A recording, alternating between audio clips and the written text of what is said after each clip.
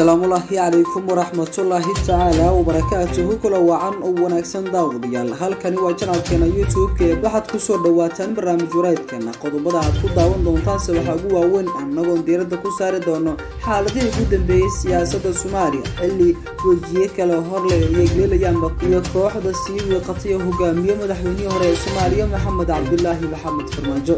qodobada waxa ugu waaweyn oo lagu kalsoon yahay oo inoo xaqiijiyay in xafiiska farmaajo uu si weyn u soo abaabulo odayaal ka soo jeeda deegaanada maamulka Soomaaliland oo ugu horeeya boqor burmadow maxay tahay ujeedadiisa abaabulka farmaajo muxuu kaga dan leeyahay barnaamijyadeena ayaan kugu soo gudbin doonaa saaxiibayaal sidoo kale dhammaan lacagaha ku baxaya warbaahinta waxa laga bixiyaa xafiiska warfaafinta ee fil Soomaaliya si loo ragaadiyo geedi socodka hanaanka doorashooyinka Soomaaliya iyo sidii eedeymo uusan lahayn badusha loogu saari lahaa ra'iisul wasaaraha xukuumadda federaalka Soomaaliya Injineer Maxamed Xuseen Roble oo soo gudbin doona saaxiibayaal annagoo falanqeyn doona sidoo kale waxaad ku daawan doontaan barnaamijyadeena inta habada ku jiro farmaajo oo doonaya inuu carqaladeeyo doorashada si uu si dheeraysto muddada sharci darrada ah ee ku joogo filla Soomaaliya ilaa intee ayuu danaynayaa madaxweynihii hore ee Soomaaliya Maxamed Cabdullaahi Maxamed Farmaajo oo idin soo gudbin doona saaxiibayaal barnaamijyadeena ayaad ku daawan doontaan waxa kale oo barnaamijyadeena ku daawan doontaan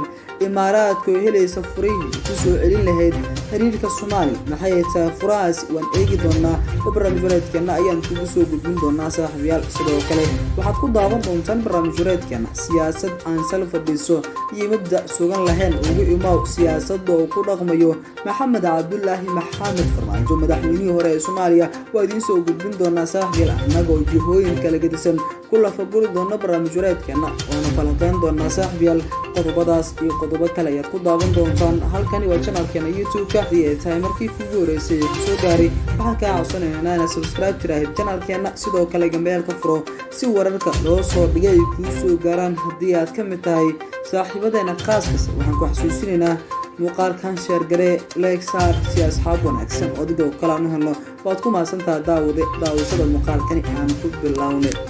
dhaqanka siyaasadeedka Soomaaliya gaar ahaan shakhsiyaadka hadda hoggaanka u haya siyaasadda ayaa noqday kuwa aan sal fadhida iyo mabda siyaasadeed lahaynba waxaadna arkaysaa guur badan iyo hadbageed firiisi ku dhisan danaysi shakhsiyadeedba wax ka yar 140 cisho ayaa ka soo wareegatay markii gacanta la isku saaray gudoomiyihii hore aqalka sare Cabdi Cabdullaahi iyo ra'iisul wasaare ku-xigeenka xukuumadda xilgaarsiinta Mahdi Maxamed Guuleed Qadar kuwaas oo muddo ka laba daraf oo iska soo horjeedo kala hogaaminaya hase yeeshee danaha shakhsiyadeed ee labada siyaasi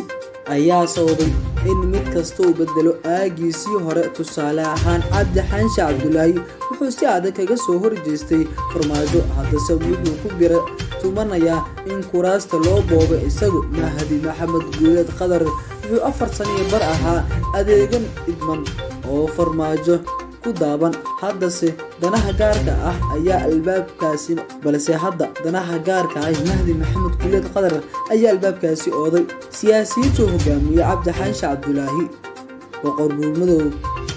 boqor burmadow Professor Samatar iyo kuwa kale oo caan ah kana soo dhex muuqday ayaa si adag u cambaareeyay ra'iisul wasaaraha Soomaaliya halka kuwa kale oo horkacayo Mahdi Maxamed Guuleed Qadar ay caasimada ku qabsadeen bakulan ay ku taageerayeen ra'iisul wasaare Roble xilli raali gelin halkaas ay ku siiyeen sida hibarta wararka ogaatay kala aragti duwanaantan ayaa timid kadib wada hadallo dhex maray farmaajo iyo boqor burmadow kaasoo labada dhinac isku afgarteen in la soo saaro shakhsiyaadka farmaajo Fahad Yaasiin ay doonayaan waxay intaas tabaxayaan in ku dhawaad 1 milyan oo dollarka Mareykanka Fahad iyo farmaajo ee faraqa ugu sugan oo boqor burmadow kaasoo laga doonayo inuu soo saaro wasiirka maaliyadda xukuumadda xilgaarsiinta Cabdiraxmaan Ducaale Beele oo cadaadis kala kulmaya xafiiska ra'iisul wasaare Roble sidoo kale Cabdi Cabdullaahi ayaa doonaya in la soo saaro shakhsi magaciisa lagu sheegay Muqtaar oo ah madaxa maaliyadda hay'adda nabad-sugidda kaasi oo gadaal ka taagan yahay agaasimihii hore ee NISA eedeysane Fahad Yaasiin Xaaji Daahir oo boqor burmadow Cabdi Cabdullaahi iyo Professor Cabdi Ismaaciil Samatar waxay sidoo kale doonayaan in meesha laga saaro qeyb hore u jirtay qaybta beelahaba isla markaana sideeda looga leexdo kuraas sadbursi hore uga jiray oo ay hadda dhankooda u rabaanba.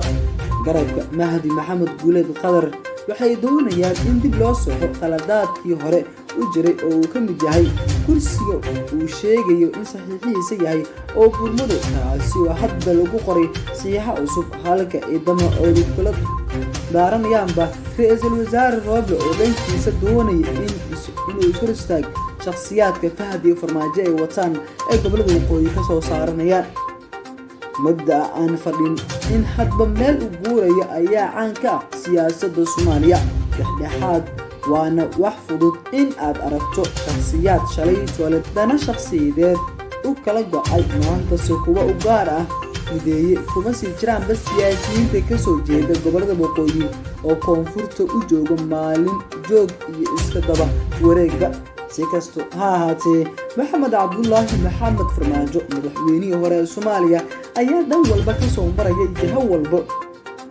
oo ku dhawaateen karo geedi socodka hanaanka doorashooyinka Soomaaliya. haba ugu darnaatee in qarashaad aan aqal ahayn iyo awood ciidanba oo ku bixinayo doorashada golaha shacabka iyo tanaqalka saraba, isagoo dareenayo in xildhibaano isagu codka siinaya maalinta doorashadu inuu soo saarto. waa midda doorashada Soomaaliya daba dheereysay oo muddadan dheerba siyaaca gelisay. sidoo kale Maxamed Cabdullaahi Maxamed Farmaajo ayaa daneynayo inuu burburiyo heshiiskii golaha wadatashiga qaranka ugu dambeeyay ee ahaa in 25 February lagu soo gabagabeeyo doorashada Soomaaliya. taa ayaana ku sii muujinayso cadaadiska ugu xoogan ee Farmaajo iyo Fahad ay ku bixinayaan wax walba oo gadaal ka riixayo ra'iisul wasaare Maxamed Xuseen Roble. waxay ku sii muujin kartaa ama indhahaagu bay qaban karaan sida adag iyo jawiga adag ee marayo Roble oo ah qof ku cusub siyaasadda Soomaaliya, isagoo dareenayo xaaladdan adag ee dalkeena uu ku jiray geedi socodka iyo waqtiyan kala guurkaba oo dhabarka u xirta gudbiyana Soomaaliya badda dhaxbantarkeeda ay ka taagan tahayba. si kasta ahaatee doonta siyaasiyiinta Soomaaliyeed ee saaran yihiin ayaa qofba darafka kaga dhagaya. marba haddii qofyo darafka kaga dhagaysa inay diiwaankaasi ka soo galaan way u fududahay, balse Maxamed Xuseen Roble ayaa wajahaya wareysiyo isugu jira qarashaadan aqal ahayn oo qadar laga soo qaaday iyo awood ciidan oo isku dayayo Maxamed Cabdullaahi Maxamed Farmaajo madaxweynihii hore ee Soomaaliya iyo taliyihii hay'adii nabad sugidda sirdoonka qaranka Soomaaliyeed oo Eriyo Roble ee Fahad Yaasiin Xaaji Daahir kuwa oo dhan walba ku bixinayo xilli ay la heshiiyeen Janaal Abuukar Xaaji Warsan wuxuu doona boobayo kuraasta taalo dalabweyn. waxay maantase dabuhu u sii jaahday in wasiirkii maaliyadda uu adeegihii Farmaajo 45 sano ayaa ku sii muujinayso in dagaal kasto iyo haldan kasto oo Farmaajo u galayo sidii Ducaale uu mar kale u soo bixi lahaa. Cabdiraxmaan Ducaale ayaa qayb ka ahaa guddigii doorashada ku soo baxay Maxamed Cabdullaahi Maxamed Farmaajo. taa ayaan ku sii muujinayso in garabka keliya ee Farmaajo u dagaalami karo marka laga soo tago Fahad Yaasiin Farey oo yahay wasiirka maaliyadda xukuumadda xilgaarsiintaba.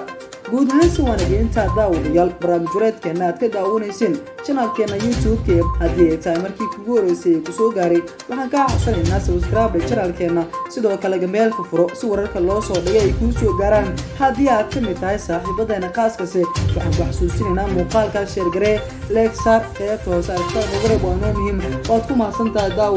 daawashada muuqaalkan. waxaa inoo madala muuqaalkan kiis xiga haddii uu weyne kala noqdo daawadayaal.